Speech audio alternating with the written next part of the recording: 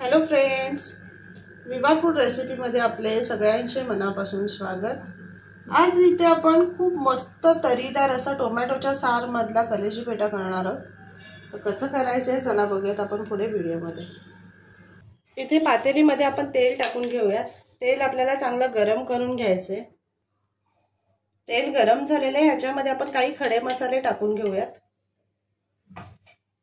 बारीक चिरून घेतलेला लसूण आणि 2 मोठे कांदे मी चिरून घेतलेले हे आपल्याला चांगले फ्राय करून घ्यायचे। त्याचबरोबर इथे मी 2 मोठे टोमॅटो चिरून घेतले, ते सुद्धा आपल्याला फ्राय करून घ्यायचे।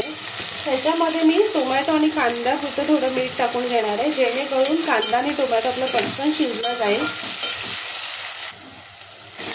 इथे बघा कांदा टोमॅटो आपले खूप छान मस्त शिजलेले आहेत। तुम्ही बघू शकता त्याला तेल किती छान सुटलेलं आहे।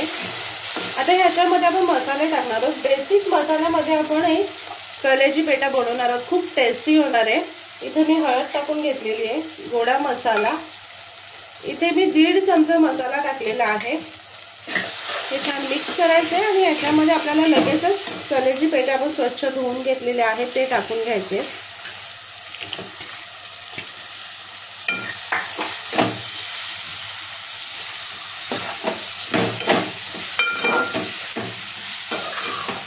मसाल्यांमध्ये कलेजी पेठा छान मिक्स करून घ्यायचे आपल्याला। त्याच्यामध्ये 1 अद्रक लसूण मिरची आणि कोथिंबीरची पेस्ट टाकून घ्यायची।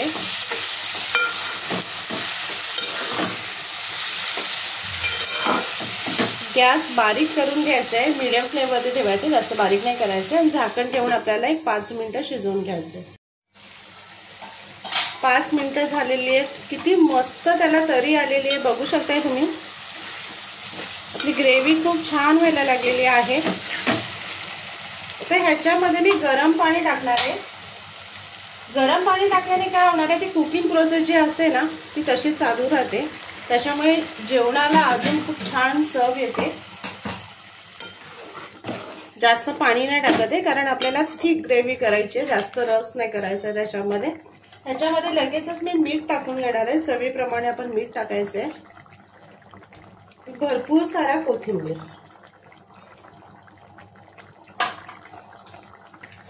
कलेजी पेठा शिजायला जास्त वेळ लागत नाहीये, तर पटकन कमीत कमी वेळामध्ये शिजून होतो। आता इथे झाकण ठेवून घेणार आहे आणि आपल्याला ते शिजवून घ्यायचंय। किती मस्त तरी आलेली आहे, बघूनच मजा येते। चवीला तर अप्रतिम झालेला असणार आहे। चला आपण बघूयात, एका प्लेटमध्ये काढून घेऊयात। तरीदार कलेजी पेठा आपला तयार झालेला आहे, बघू शकता किती मस्त आहे।